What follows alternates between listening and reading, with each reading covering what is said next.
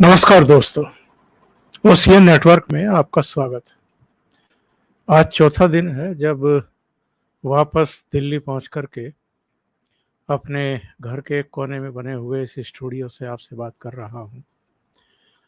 ये 4 दिन बीच में महाराष्ट्र में बीते। 18 जून को मेरी फ्लाइट थी संभाजी नगर के लिए, जिसका पुराना नाम औरंगाबाद है। और ये देख कर के मुझे थोड़ा-सा आश्चर्य हुआ और बहुत सारे लोगों ने मेरे एक वीडियो पर टिप्पणी भी की और नाराज़गी ज़ाहिर की कि आप संभाजी नगर को औरंगाबाद क्यों कह रहे हैं। लेकिन जब एयरपोर्ट पर लैंड किया विमान, तो सामने औरंगाबाद एयरपोर्ट ही लिखा हुआ है। आप जिस तरफ जाइए एयरपोर्ट पर हर तरफ अभी भी औरंगाबाद लिखा हुआ है। यहाँ तक के जो दूसरे स्थानों के नाम हैं वो भी औरंगाबाद ही लिखे हुए हैं। जिस होटल में मैं ठहरा हुआ था, वहाँ जो भोजन की पेमेंट की पर्ची मिलती थी, उस पर भी औरंगाबाद लिखा हुआ है। ये क्यों है? क्योंकि राज्य सरकार ने तो उसका नाम बदलने का प्रस्ताव पारित कर दिया, वो केंद्र सरकार को भी भेज दिया, लेकिन मसला कोर्ट में चला गया है। कोर्ट में हमारे यहाँ कैसे सुनवाई होती है और कितने समय में चीज़ों का निपटारा होता है, ये आप भी जानते हैं, हम भी जानते हैं। मुझे वहाँ जाकर के पता लगा कि बरसों से बाला साहब ठाकरे तो औरंगाबाद को कभी औरंगाबाद कहते ही नहीं थे, संभाजी नगर ही बोलते थे। उसके बाद अब जो शिवसेना के दोनों धड़े हैं या भारतीय जनता पार्टी है या उसके नेता हैं, वो उसे संभाजी नगर ही बोलते हैं। और मैंने वहाँ भी लोगों से बातचीत की और मुझे पता लगा कि वो इस शहर का नाम औरंगजेब के बजाय छत्रपति संभाजी महाराज के नाम पर रखने से बहुत खुश भी हैं और संतुष्ट भी हैं। तो मुझे समझ में आया कि मैंने जब दिल्ली से और वहाँ तक का एक वीडियो शूट किया था अपने यात्रा का, और उसमें जब मैंने 1-2 जगह औरंगाबाद कहा तो उस पर बहुत सारे लोगों के रिएक्शन आ गए कि आप जो हैं, किसी ने लिख दिया आप सेकुलर माइंडेड हैं, किसी ने कुछ और टिप्पणियाँ कर दी। लेकिन कुल मिलाकर के उनका जो अ, लबो-लुआब था, वो ये था कि आप संभाजी नगर ही बोलिए। तो वहाँ की जो मेरी यात्रा रही है और जिस कार्यक्रम के लिए मैं आमंत्रित किया गया था, उस कार्यक्रम को देखने के बाद, उस कार्यक्रम का हिस्सा बनने के बाद और जिस तरह की लोगों की अकल्पनीय, एक तरीके से कहना चाहिए, प्रतिक्रिया थी, जो प्यार था, जो सम्मान था, वो अभिभूत करने वाला था। उसके मैं कुछ दृश्य भी आपको दिखाऊँगा, लेकिन पहले ये बता दूँ कि मैं संभाजी नगर गया क्यों था। हमारे एक मित्र हैं और महाराष्ट्र के बहुत सम्मानित पत्रकार हैं। एनालाइज़र के नाम से वो यूट्यूब पर अपना चैनल चलाते हैं, बहुत लोकप्रिय भी हैं। उन्होंने एक कार्यक्रम किया था और मुझे लगता है कि जयपुर डायलॉग्स के बाद अ, संभाजी नगर में ये जो आयोजन हुआ है सुशील कुलकर्णी के द्वारा, ये अपने आप में अद्भुत है। कोई कल्पना नहीं कर सकता है कि जो यूट्यूब पर चैनल चलाते हैं वो इस तरह के आयोजन भी कर सकते हैं। जहाँ ये आयोजन था, जिस हॉल का बुकिंग था इसके लिए, वो हॉल पूरा भरा हुआ था। नीचे की सीटें सारी भरी हुई थी और ऊपर की तरफ भी बहुत सारे लोग बैठे हुए थे। ये अपने आप में अद्भुत भी है और आश्चर्यजनक भी है। सुशील कुलकर्णी अपने केवल वीडियो में ये जानकारी दी थी कि 19 जून को हम आयोजन कर रहे हैं, कहाँ कर रहे हैं, इसकी जानकारी दी थी। और सबको पता था कि भाऊ तोरसेकर इस कार्यक्रम के लिए आमंत्रित हैं। कुछ और नाम भी थे, जिनमें एक नाम मेरा भी था। तो इतने लोगों का वहाँ पर इकट्ठा हो जाना और कुछ ऐसे वहाँ पर दृश्य उत्पन्न हुए जो अभिभूत करने वाले हैं, जो अकल्पनीय हैं, जिनसे ये पता चलता है कि जो आम नागरिक है, जो थोड़ा-सा जागरूक है, उसका अब सो कॉल्ड मेन स्ट्रीम के मीडिया से मोहभंग हो रहा है। और वो अब जो सोशल मीडिया मंच हैं, उनकी तरफ अग्रसर होते हुए दिखाई दे रहे हैं। उनके प्रति उनके मनों में विश्वास जागृत हो रहा है। मैं आपको बता नहीं सकता हूँ, 2 कार्यक्रम थे। पहला पार्ट जो है वो सांस्कृतिक कार्यक्रम था, जिसमें कुछ कलाकार वहाँ जो गायक गा रहे थे, उन पर एक्ट कर रहे थे, भावाभिव्यक्ति कर रहे थे। उसके बाद फिर हम लोगों के विचार थे, अलग-अलग वक्ताओं ने अपने विचार रखे। ये जो दोनों प्रोग्राम के बीच में 10-15 मिनट का गैप था, उस गैप के दौरान जो हमें जानते हैं यूट्यूब की वजह से, हमारे प्रोग्राम्स की वजह से, हमारे कंटेंट की वजह से, जो हम लोगों को सब्सक्राइब भी करते हैं, फॉलो भी करते हैं, कमेंट भी करते हैं हमारे वीडियोज़ पर, ऐसे बहुत सारे लोग वहाँ आए हुए थे। और इससे भी आश्चर्य की बात ये है कि जगदीश तिवारी मुंबई से चल कर के आए। एक मेरे बहुत पुराने दर्शक हैं, जिनको दिखाई नहीं देता है, लेकिन वो वर्धा से चल कर के औरंगाबाद पहुँचे थे। धनुष नाम है उनका। इसी तरीके से लातूर से, पुणे से, दूसरी जगहों से वहाँ पर हमारे दर्शक पहुँचे हुए थे। और उस 10-15 मिनट के गैप में इतने लोग मिलने के लिए आए और हमारे वीडियो की, हमारे कंटेंट की चर्चा करने के लिए आए। उनमें से कम 60-70 लोगों ने सेल्फी ली। और जब कार्यक्रम खत्म हो गया, यानी हमारे भाषण वगैरह खत्म हो गए, उसके बाद भी कम से कम 30-40 लोग तो फिर आए होंगे सेल्फी वगैरह लेने के लिए, कई ऑटोग्राफ ले रहे थे। तो हम लोगों को थोड़ा-सा, हम इससे पहले का अनुभव जयपुर डायलॉग्स का था, जब संजय दीक्षित ने हमें बुलाया था। भाऊ भी गए थे उस प्रोग्राम में। वहाँ पर भी बहुत सारे दर्शक ऐसे थे जो हमारे साथ सेल्फी ले रहे थे या हमसे बातचीत कर रहे थे, बता रहे थे हमारे कंटेंट के बारे में, हमारे प्रयासों के बारे में, प्रशंसा कर रहे थे। लेकिन औरंगाबाद का, संभाजी नगर का जो एक्सपीरियंस था, ये एकदम अलग था। यहाँ जिस तरह का प्यार, जिस तरह का सम्मान, जिस तरह का विश्वास, एक तरीके का अनुराग और समर्पण देखने को मिला दर्शकों का, वो अपने आप में अद्भुत था। और भाऊ जब बोलने के लिए खड़े हुए, उनको जब आमंत्रित किया गया, तो वो दृश्य हम कभी भुला नहीं सकते हैं। क्योंकि भाऊ जिस तरह का भाषण देते हैं, भाऊ जिस तरह के उदाहरण देते हैं, किस्से कहानियाँ सुनाते हैं, वो तो अद्भुत है ही। उनका अपना व्यक्तित्व भी बहुत आकर्षित करने वाला है।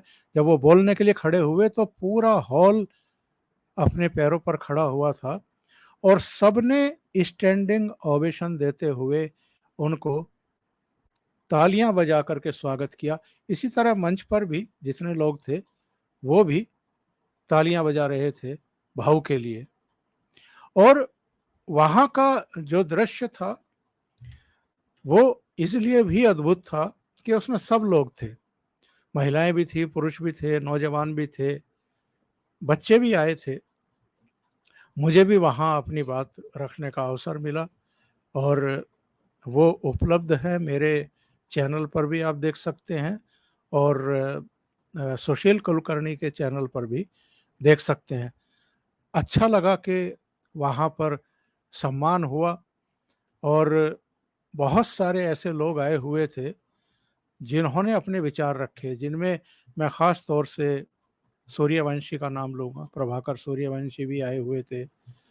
केतकी चितले जो मराठी धारावाहिकों की अभिनेत्री है, और केतकी के बारे में आप बहुत बेहतर तरीके से जानते होंगे। ये वो अभिनेत्री है जिसने फ़ेसबुक का एक पोस्ट फॉरवर्ड कर दिया था जब उद्धव ठाकरे मुख्यमंत्री थे।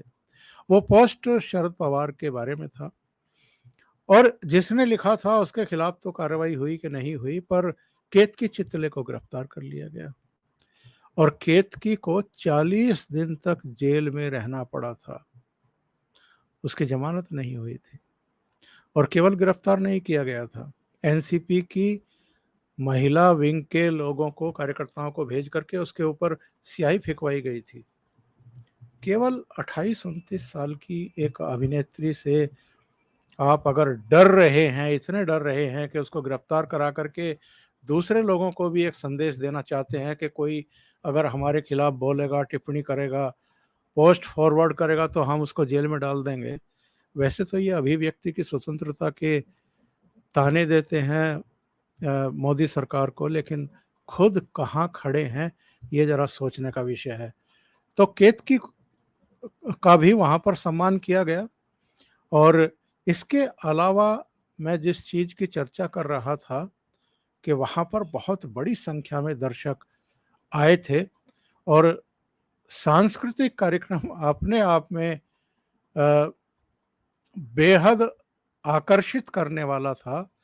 जो कलाकार आए थे वो भी बहुत आला दर्जे के थे, ऊंचे दर्जे के थे, और उसने एक अलग ही छटा वहाँ पर प्रदर्शित कर दी थी। जो कलाकार एक्ट कर रहे थे वो अपने आप में, उसके कुछ विजुअल्स भी मेरे पास हैं जो मैंने अपने मोबाइल से वहाँ पर शूट किए थे। ज़रा देखिए, फिर बातचीत आगे करते हैं।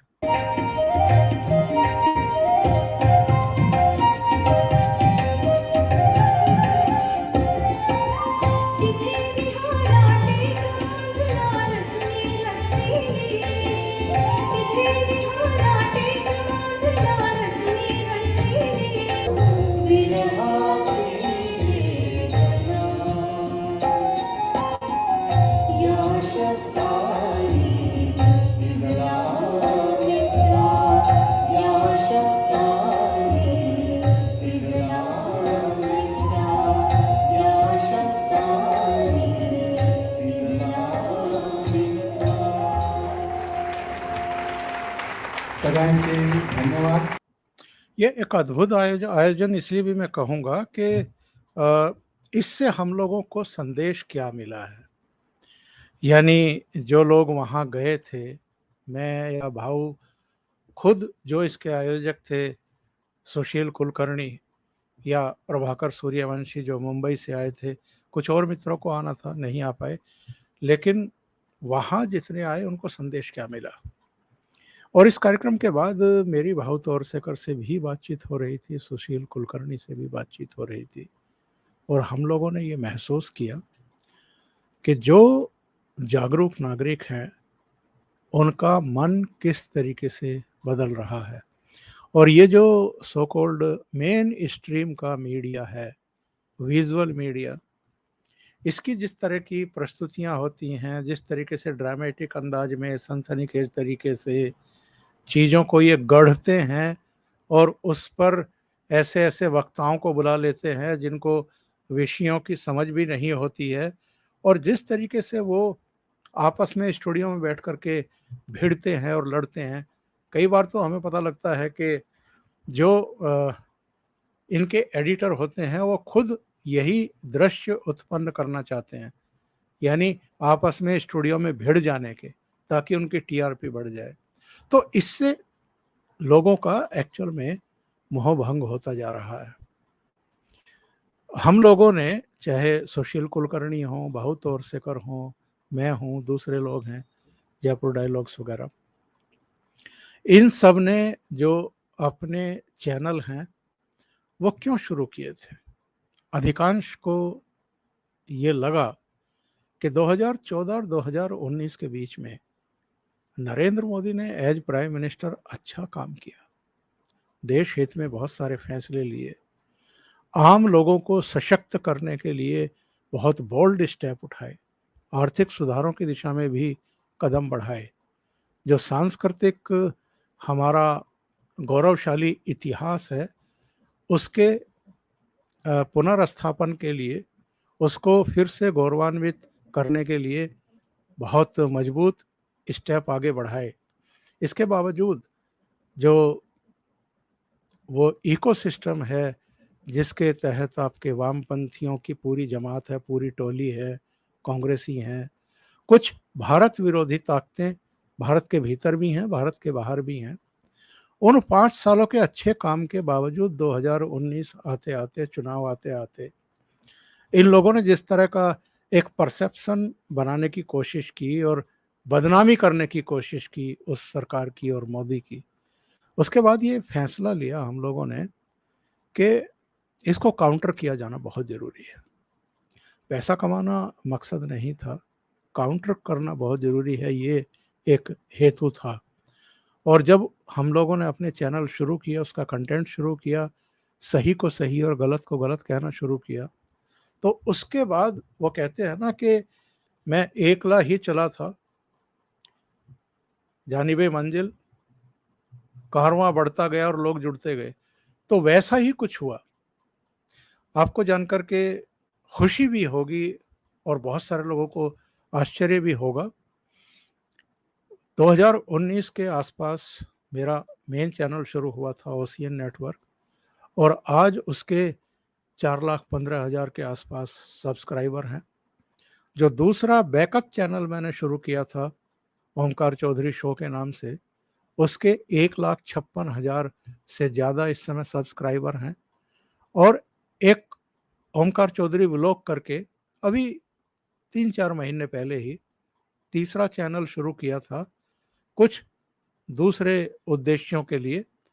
उस पर भी 7,000 सब्सक्राइबर अब तक बन चुके हैं। यानी तीनों चैनलों के सब्सक्राइबर अगर मिला लें तो ये पौने 6 लाख से ज़्यादा हैं। और जो मेरा फेसबुक पेज है ओशियन नेटवर्क के ही नाम से, उसके 15,000 से ऊपर दर्शक मिला लें तो ये 6 लाख के आसपास फॉलोअर और सब्सक्राइबर बैठते हैं। और जो हम बात कहते हैं, जिन कंटेंट्स विषय वस्तु पर हम अपना कंटेंट तैयार करते हैं, उस पर जिस तरह की लोगों की प्रतिक्रियाएं आती है, उससे पता चल जाता है कि लोग एक्चुअल में इस समय चाह क्या रहे हैं। तो हम लोगों ने ये तय किया कि इस तरह के आयोजन तो और होने चाहिए। जहाँ जहाँ भी सोशल मीडिया मंचों से जुड़े हुए लोग हैं या जो जुड़ने के इच्छुक हैं, जो इस तरह का कंटेंट वाकई पसंद कर रहे हैं और हमें सपोर्ट भी कर रहे हैं, ऐसे लोगों को और जोड़ने की ज़रूरत है।